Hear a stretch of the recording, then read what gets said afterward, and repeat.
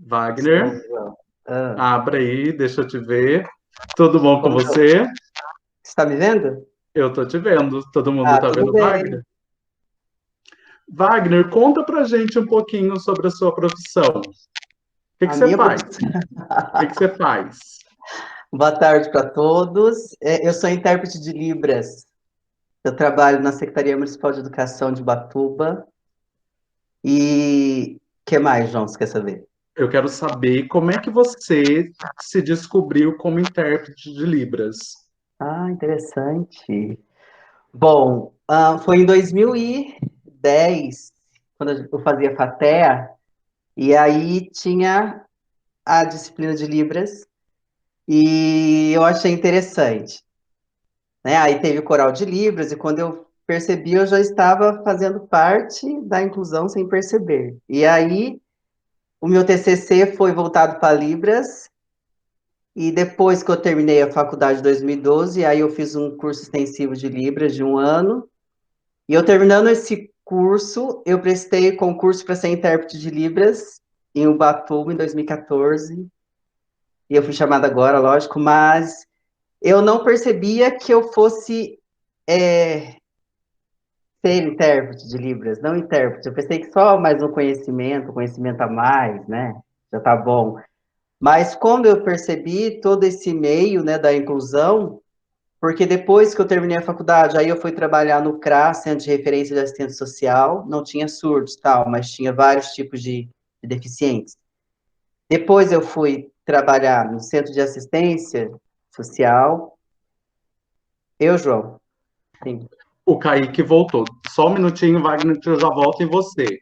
Que eu sim. fiz uma última pergunta para o Kaique e ele foi pensar e voltou. Kaique, Ô, João, o desculpa, gente. sonhar é importante para você?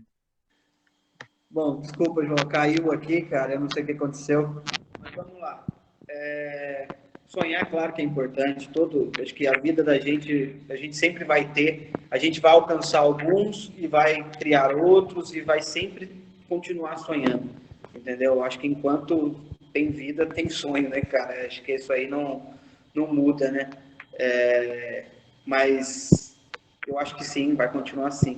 Mas eu queria agradecer muito a vocês também por me dar a oportunidade de falar, entendeu? Eu acho muito bacana, parabenizar vocês aí, entendeu? Pelo trabalho que está fazendo isso, para essa moçada, para esse pessoal que está vindo agora, para eles saberem o quanto é importante essa fase da vida, essa fase do colegial, que é onde a gente se molda, que é onde vai refletir tudo que a gente fizer nessa fase da vida vai refletir por muitos e muitos anos. Então, eu queria agradecer muito a vocês por estar fazendo isso, por estar mostrando para eles todas essas profissões, todos esses profissionais que estão vindo falar, entendeu?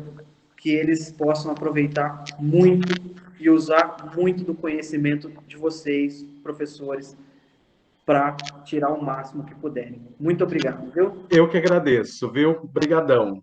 Gente, Wagner, obrigado. Tchau, voltando em tchau. você, então, vamos lá. Tchau, Kaique, um abraço. Tchau, Tchau, tchau. Kaique. Wagner, Sim, desculpa te cortar. acontece. Então, e aí, eu fui trabalhar na Secretaria da Pessoa com Deficiência e do Idoso, e aí meu público era idoso, em Caraguatatuba, onde eu desenvolvi um projeto, e lá tinha surdos, mas tinha todo tipo de outros deficientes, pessoas com mobilidade reduzida, enfim. Aí eu fui trabalhar com tecnologia assistiva e comecei a aprofundar, e uma coisa vai ligando à outra. Quando você entra na inclusão, você não percebe, e você pega tudo, é família, é uma coisa muito grandiosa. Eu já vou te cortar, Vivian, pergunte. Vou perguntar, tá? Tá. Como que o user se sente sendo a voz para quem não pode ouvir? Ah, linda a sua pergunta, parabéns. É impressionante, é extraordinário. É renovar todo dia.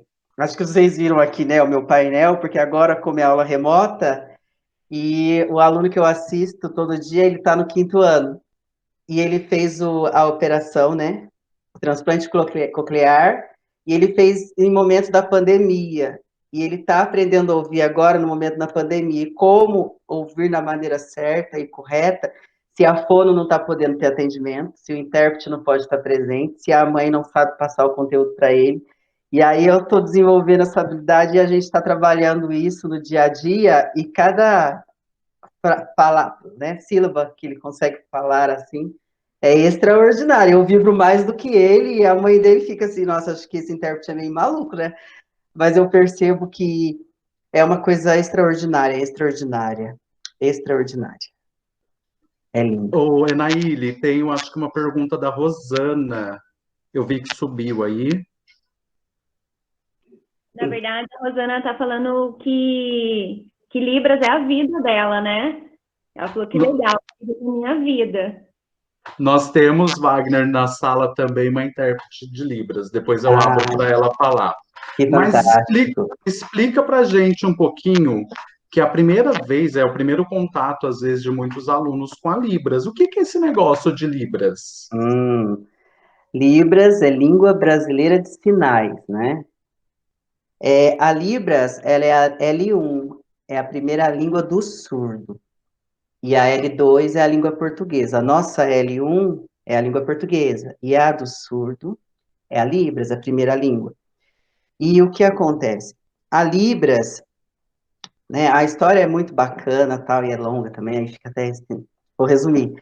Que em 2012, Fernando Henrique Cardoso, ele fez o decreto falando que língua brasileira de sinais deveria ser inserida nas escolas, assim, assado, blá, blá, blá. E é interessante porque é uma deficiência que as pessoas sabem que existe, mas elas não sabem como agir ou como eles têm direito. E até eu uso isso em algumas palestrinhas que eu dou, que a Libras agora está no auge, porque a primeira-dama sabe Libras, aí quando o Bolsonaro foi ser empossada, ela fez o sinalzinho, todo mundo achou maravilhoso, nossa, que maravilhoso. Mas a verdade é muito antiga, né? Infelizmente, o Brasil, a inclusão geral no Brasil, ela ainda está em processo constante, né, com as línguas. E isso de a escola regular está aceitando as crianças com deficiência, não somente surdas, mas todo tipo de deficiência, está avançando bastante, é bem interessante. E aí, no caso, intérprete de Libras dentro da sala de aula também, que é um grande avanço, né, que é a lei federal. Mas ser intérprete também não é uma coisa simples, não é uma coisa fácil, porque você é adulto formado. Algumas escolas e alguns profissionais, infelizmente, não se sentem parceiros do intérprete, se sentem como um concorrente, né? Tem uma pergunta, João, parece, subiu aí. Tem sim. Rosana, pergunte. E tem da Maria Letícia também. Tá. Maria Letícia, pergunta antes, então. Desculpa, Rosana. Não, pode. A minha pergunta é por que o pessoal, desculpa, por que devemos ter um conhecimento sobre Libras? Ai, que pergunta bonita. Porque eu já estudei numa escola que na sala de aula tinha o alfabeto e alguns sinais de Libra. E eu achei legal ter um conhecimento sobre isso. Aí eu queria saber o que você acha sobre isso. Ótimo, muito bem, Maria Letícia. É interessante, né? As pessoas falam assim, né? A minha segunda língua eu vou fazer inglês, eu vou fazer inglês. Todo mundo quer fazer inglês, que é chique fazer inglês. Mas pensou se você sabe falar, conhece Libra, gente, que diferença que é. Aí no currículo você pode colocar também, viu? Além de falar português, eu tenho conhecimento em Libras, que é muito chique. E a Libra, gente, olha para você ver, falar com as mãos, que coisa rica, que habilidade. Por que conhecer um pouco de Libras? Primeiro, conhecimento é uma coisa, né, nossa, que não vai alterar, lógico, tudo. E questão de inclusão, de ajudar o próximo, né? De falar pelo próximo com as mãos. E é fantástico. Rosana. Oi. Pergunte. Tudo bem? Quando você começou com Libras, você se deparou com um aluno surdo, né? Psicologicamente, isso te afetou, te atingiu? E agora? O que fazer? Como vou trabalhar? Como vou poder ajudar esse aluno? Ótima pergunta. Eu, eu trabalhava na Secretaria da Pessoa com Deficiência, ou seja, meu público era idoso, né? E aí, de repente, eu fui convocado para trabalhar na Secretaria Municipal de Educação e eu não sabia qual a criança que eu ia pegar. E, de repente, eu peguei uma aluna do 6º ano. E quando você é chamado do concurso, você é chamado dia 17, você começar no dia 19, né? Se chamado na sexta, para entrar na segunda. E eu mudei de cidade, peguei apartamento, tudo e entrei. Quando eu fui, primeiro, né? Tem questão de vínculo, fortalecimento de vínculo, o psicológico. Ai, meu Deus, é uma menina. E a minha primeira aluna era uma menina né, do 6º ano, mocinha. E ela também, ela era oralizada, que lê os lábios da gente. E eu fiquei meio assim, né? Nossa, como que eu vou me aproximar? Como que vai? Porque um homem barbado vai e tal. E aí elas ficam meio assim. E elas estão numa fase do quê, né? 6º ano, a maioria aí que é professor, não sei. É bilhetinho, você gosta de mim? Sim ou não? Eu falei, gente, o que com você? Uma estátua que vai travar toda essa barreira dela, né? E aí eu demorei uma semana para que eu pudesse sentar junto com ela, porque quando eu cheguei lá na escola, o intérprete antigo ele ficava de pé lá e ela ficava no meio. E aí eu sou muito assim, né, de estar próximo, eu gosto de ver, vamos ver. E aí, aos poucos eu fui chegando. E no primeiro dia de aula nossa, foi um desespero, não sei se eu comentei com o João Guedes, foi desesperador, porque tinha uma professora de história e ela veio do Pernambuco. E o sotaque dela era totalmente diferente. E ela tinha a gíria dela, que ela falava, mas menino, que não sei o quê, irmã dela, que não sei o quê. E ela começava a dar as aulas e ela começava a andar para a sala. E quando se tem um aluno deficiente auditivo, o professor tem que ficar de frente para ele fazer a leitura, né?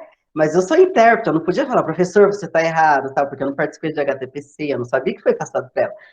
E aí, menino, foi desesperador. E ela falava tanta coisa, tanta coisa, tanta coisa, que era sinal que eu nem lembrava. E era sinal, ela falava gírias lá de Pernambuco, que eu nem sabia o que estava acontecendo. E aí teve uma cena que a minha aluna olhou para mim e perguntou assim, o quê? Ela está falando o quê? Aí eu falei assim para ela, eu não sei, eu não estou entendendo nada que ela está falando.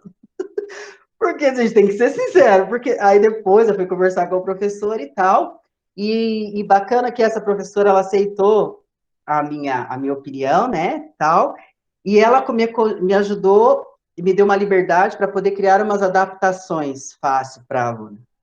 Porque, né, tudo tem que ser adaptado, não somente visual, mas... e foi muito interessante, foi uma parceria bem bacana, e partindo dessa professora de história, sim, João? A Rita quer perguntar. Rita, desculpa te cortar, mas é assim mesmo que funciona, Pode tá? falando, vai. E o negócio é... Rita, pergunte. Olá, boa tarde. Boa tarde.